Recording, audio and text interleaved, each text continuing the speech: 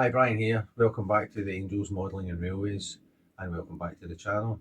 So, a couple of weeks have gone by. Not obviously, it doesn't look like a lot has been done. Weather's been glorious, garage has been roasting, work's been hot, so progress has been slow. But there are updates. We've been working on the bridge, we've been working on the warehouse, and we've also got some stock that's arrived as well, and I'll share that with you and what I've done as far as putting it together, painting it, and adding details and whatnot. So stay tuned. The layout will progress a lot quicker once I get certain elements done. Lights getting wired in, so it needs flipped on its side. I need to feed the wires through. I need to solder the capacitors on. I don't want to solder the capacitors on and then try and feed them all through a little hole. I want all the wires fed through a kind of small hole, and once they're through the other side, then I'll attach the capacitors to it to control the lighting so I don't go blowing the bulbs or anything. So thanks again for watching. I appreciate everybody following along with this build, and next time hopefully there'll be more of a visible update as far as progress goes on the layout. Take care, I'll catch you in the next one.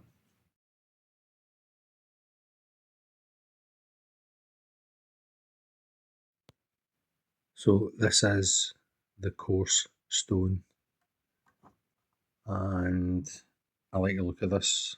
It looked quite well, looks structurally quite sound, but I'll try the random stone, see how that looks. Might be a little bit more unique. And this is the random stone. I also like the look of that. I'm holding it because it's all just ready to fall apart. It's just balanced ever so precariously. But I do like the look of the random stone. It's a little bit ye olde world. So we'll see. Maybe use that or that. Might just toss a coin. But I do like this. It is unusual. It's maybe not typical of a bridge structure. There's lots of little random stones, maybe not structurally as sound, but it just looks cool. But that makes more sense. Using a felt tip pen, I marked out the bridge shape on the rear side of the coarse stone. Then using a drill, I drilled out all the way around the arch and then used a knife to basically cut that out, and you can see it here. Looks quite good, quite happy with how it is, but had to file it down, cut the pieces and then fit them to the bridge. So I've temporarily fixed the brick sheet to the sides of the bridges. I'll have some form of pipe or something running down to hide that gap. I just have another sheet to add on there, and then we can see with the end piece, that part there will probably get painted the same colour as the fascia to kind of carry the fascia on, but yet the top part will be kind of similar to what's going on here. So there we go, it's coming together. So here's the bridge on the layout with the rock work done on it, the coarse style rock work. I've still to put the arch in and the other supporting pieces, but that's it in place just now. I think it looks the part. I just need to do a little drain pipe or something down the centre there to cover that seam, fill in that seam and do the corners on the pillars underneath, tidy them up a bit, finish off the rock work, and I'll probably put a piece in here of that rock work and build a little bit out there, maybe just one of the sides of the pillars, just flat against the underside of that with some rock work on it to help finish off that inside area. What do you think? The bridge kit comes with brick arches. They're quite handy because putting on the front of the actual coarse brick that I've done gives it a nice finish, along with the concrete lintels that are supplied to separate the pillars from the actual bridge arch as well. And with the railings in place, it starts to look the part, very realistic. So using the Halford's Grey primer, I primed all the bridge and the railings, then went online and looked up a picture, and it showed a similar kind of brick arch. So I copied the pattern and the colours as best I could to get the brown and the greys, and I like the overall effect. I think the bridge is starting to look the part. put a train on it to get an idea of scale, but the underside was lacking. You could still see the actual kit. So I used some brick paper, cut it to size and stuck it underneath. And I like the look of it. It means that when you're looking at the bridge at a certain angle, you will see the brick paper, which I will dust with a kind of blue chalk. That's the first layer of paints on the bridge. Browns, greys, mixes of all those colours. Like the look of it. Remade this end piece so it's perfectly level, and it does sit perfectly square once it's fastened on. So once that's fastened on there, painted up to match that, it'll blend in nicely. See, there's a lighter colours down here because there'll be water, so what I'll do is I'll put some little kind of fake bricks in there, little kind of raised part as though it's going onto a piece of land, as it were, rather than just going straight into the water.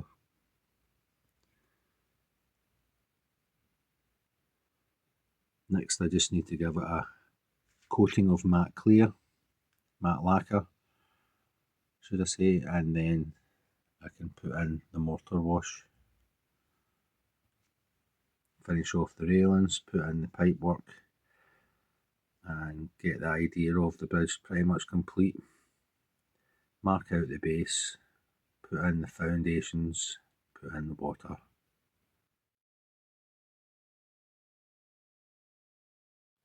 I also looked at ash pits online, liked the idea of this one, especially the white kind of style of brick. So I cut out a square in the foam, a little bit wider on one side than the other, and cut up some brick sheet styrene and put that in. Seeing what the local looks like, that's on the inside, so there's enough room for a person to get down there and put some ladders in.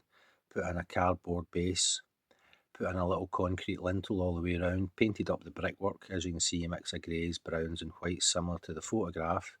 Painted up the card at the bottom black, and I've still to put ash on it and some little pieces of coal. I used some spare coarse stone sheet from the bridge build, and I've put that in place, and I think that looks quite good. Put a concrete lintel on top of that, filled out some more fibre mould all along the rockwork, covered up all the foam.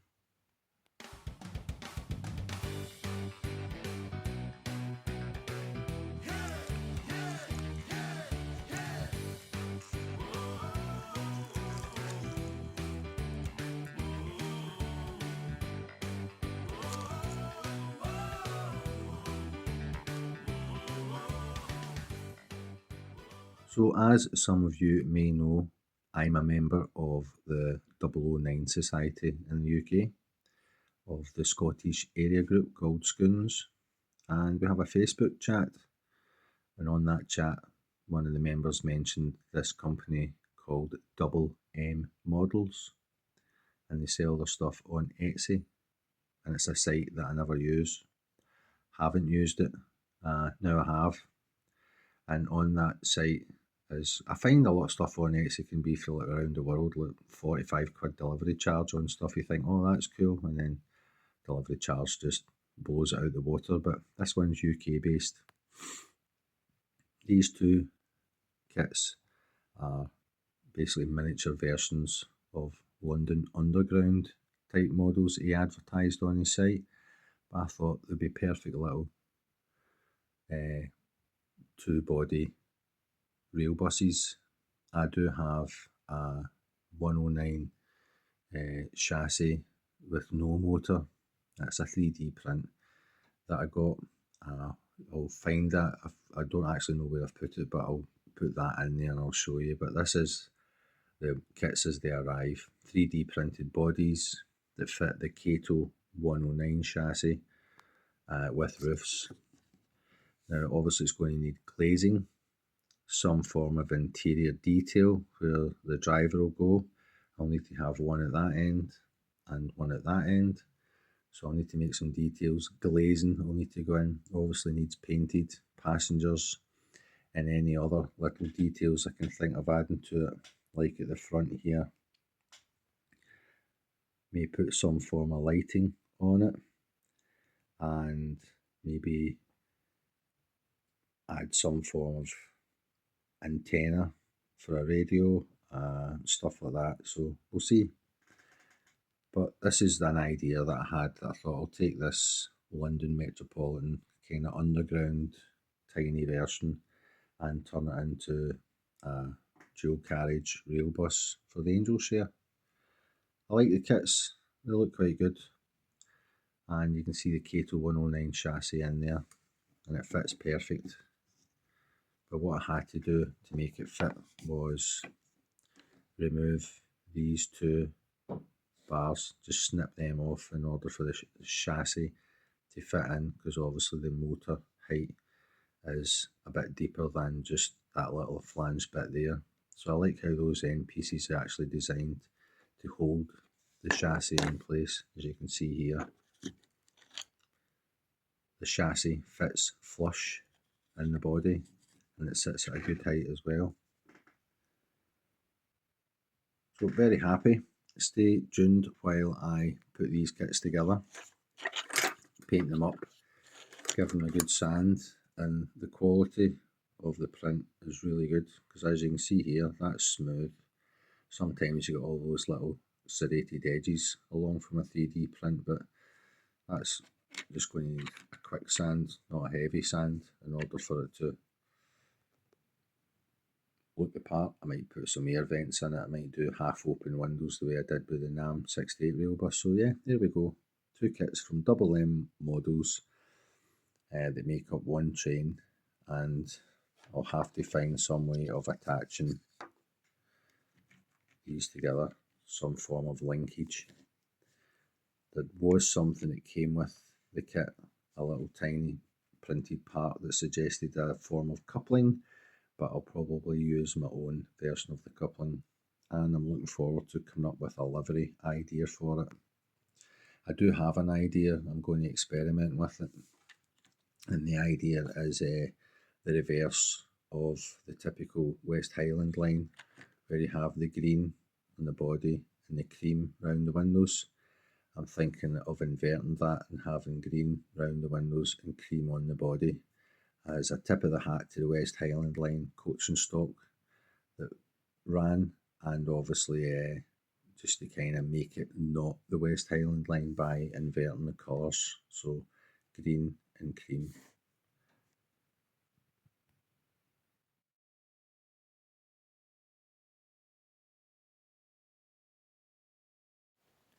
The body shells were grey primered first, then I used a light green and a dark green as a mix, 70% the light green, 30% the dark green.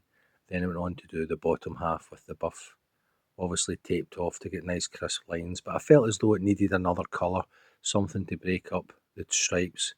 So I gave it a coat of clear lacquer to protect all the paint first. Then I got out some of the Japanese Army, I believe, green, and I thought that would do ideal for the stripe at the top and the bottom.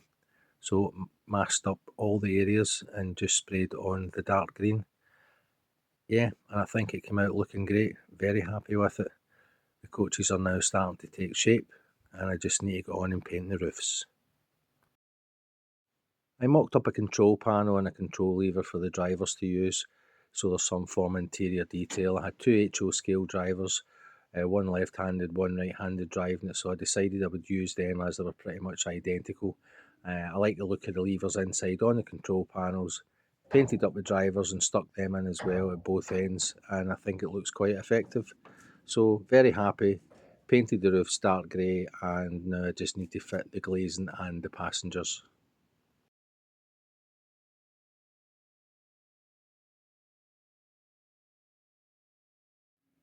This matte ditch model, the double-ended shunter 3D print, I got from eBay, as it's just absolutely terrible to work with.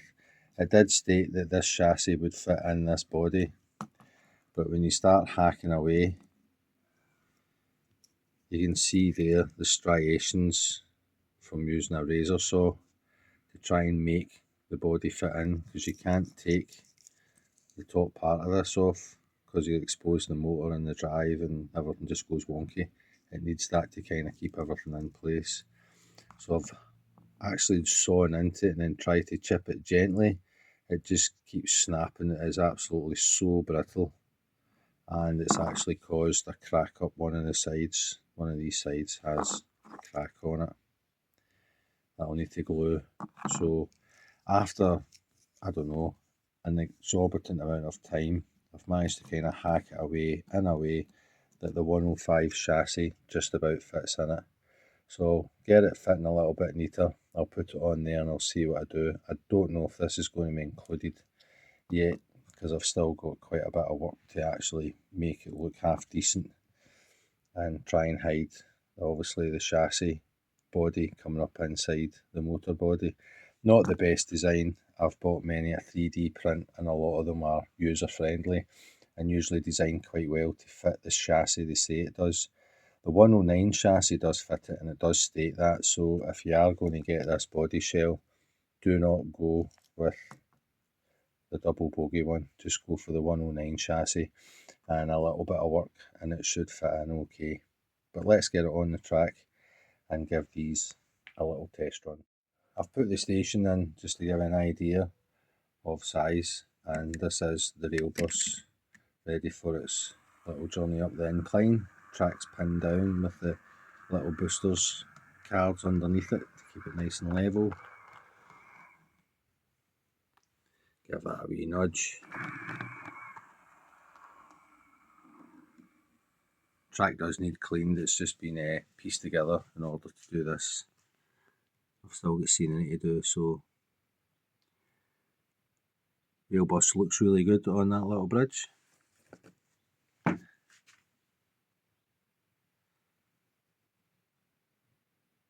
Yeah, I like the look of that. Roof can be fitted a little bit neater.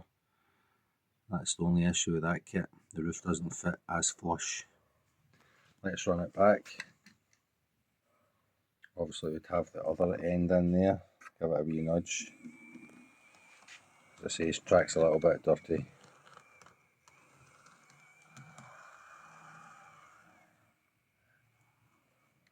Yeah, and it goes down that elevation okay. So, very happy with how this has come together. Like we see the passengers in it. Like the paint job on it. Let's try this one. So I've got it on the bridge. Give it a little try for there. Let's see how it goes. This 105. A little bit stuttery there. Let's change the points as though it's going back towards the engine shed.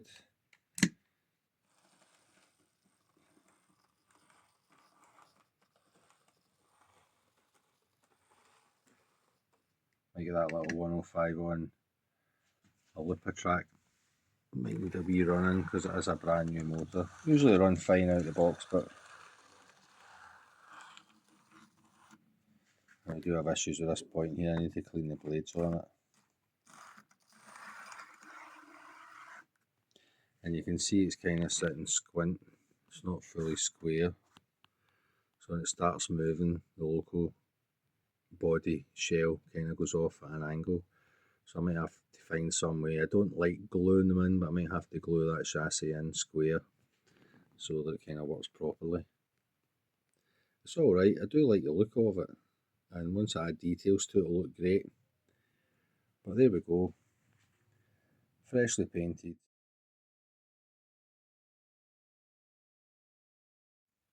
Now that I've painted the surface a shade of blues and light blues and dark blues, I'm going to put the gloss varnish over it, and that's the first layer as a test run to see how that gloss dries and what sort of effect I get. It's behind the bridge, so it's not going to be one of the most noticeable areas, and that means that I can use that as a test area, see how that works out.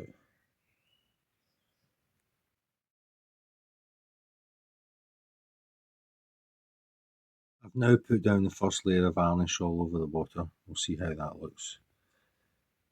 Use some Mod Podge to create ripples. We'll let that dry.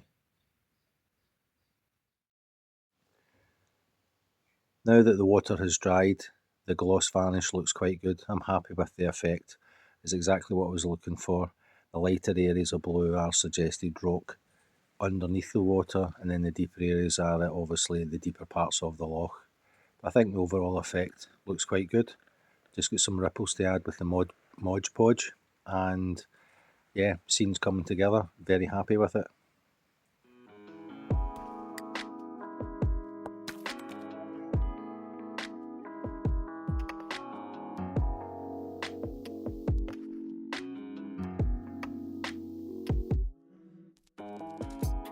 I mixed up plaster of Paris and I've put that along the top there to create the kind of grass overhang. I'll get that painted up and then soil on it and then grass on it, and then basically stick in grass tufts and have them all the way along the edge here, overhanging the rock cliff face before I put the fence in. And the same along here as well, some patches. So we'll see how that works out. Again, we're just trying things on the fly, experimenting with ideas and trying to make it look half realistic. We're not going to fuss over it too much. Been dragging my heels a bit by overthinking, which is always an issue with the hobby, but we've certainly got more to do.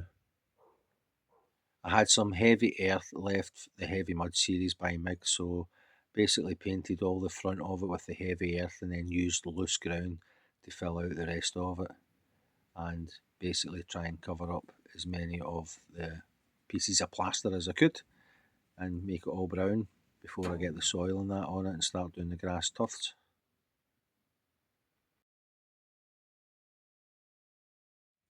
So I ended up going ahead and getting myself a replacement for this, another 3D printed loco shell that takes the 105 chassis, and this one comes from 4Ds. This is a professional company that actually are working with Rapido trains to help them create bodies for the new Rapido trains chassis in 009 that are coming out soon. So yeah, I decided to get this one. I like the look of it, just off centre cab as it were. So let's have a little look inside.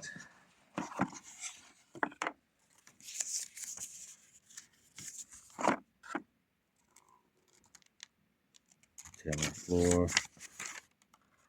instructions, locating clips, all ready, off to a winner. 109 chassis, not the 105 chassis, that's right, that's why I got this, because I've got another 109 chassis. So these are the extra parts, cab roof, maybe the floor, etc. is in there, and this is the body shell. Let me get that out quickly and get the glare of the bag away. Now this was about the same price as the previous local body shell I got, and it's full interior detail, which is pretty cool.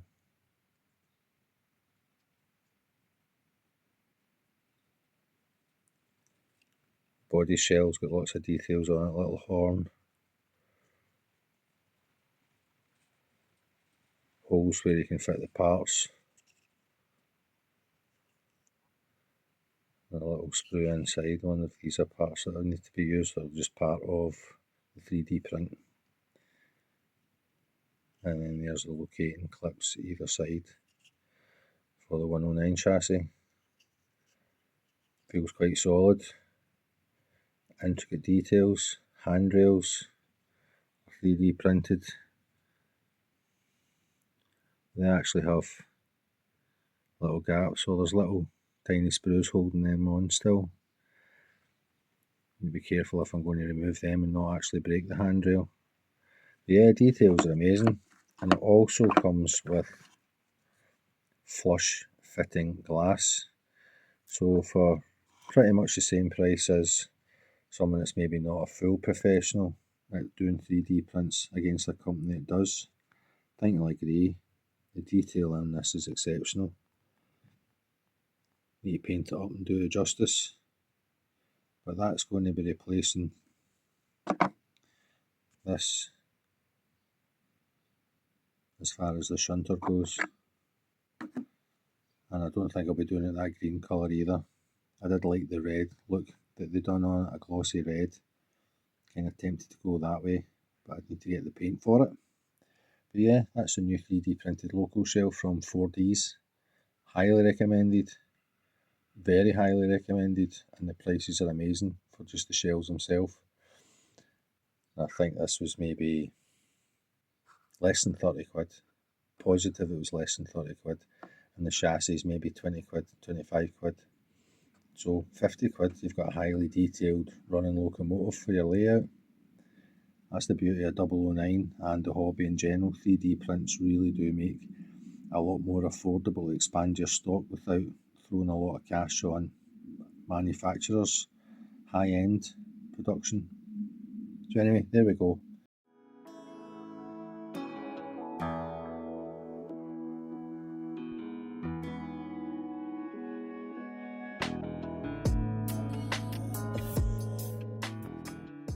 As you've seen previously in the video, ballasting has started as well. I ballasted the bottom track, glued it, was happy, and then carried on doing the top part and the points.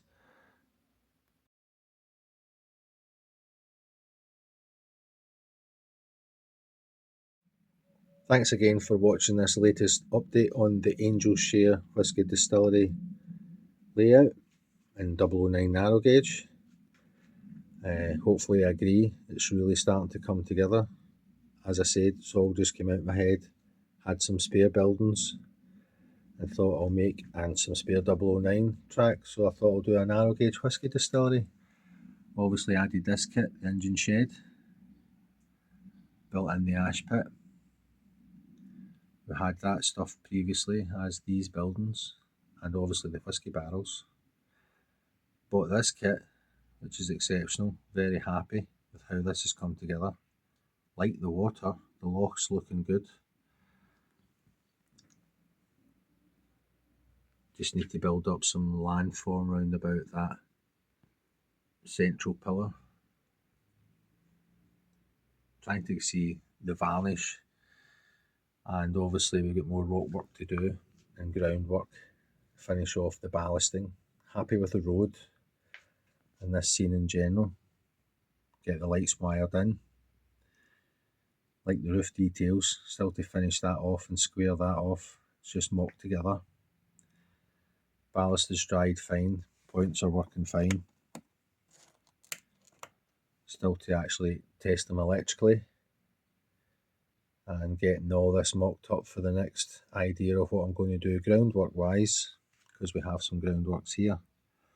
Very happy with the dual railbus, converted London Metropolitan Underground. Kind of small versions, I've changed it to suit my purposes, like the paint scheme on it. We can see the groundwork there, a little trial run of the dark earth and the green ground cover. Obviously got a lot to do still, but in general, very happy with it. So thanks again for tuning in, and stay tuned for the next update.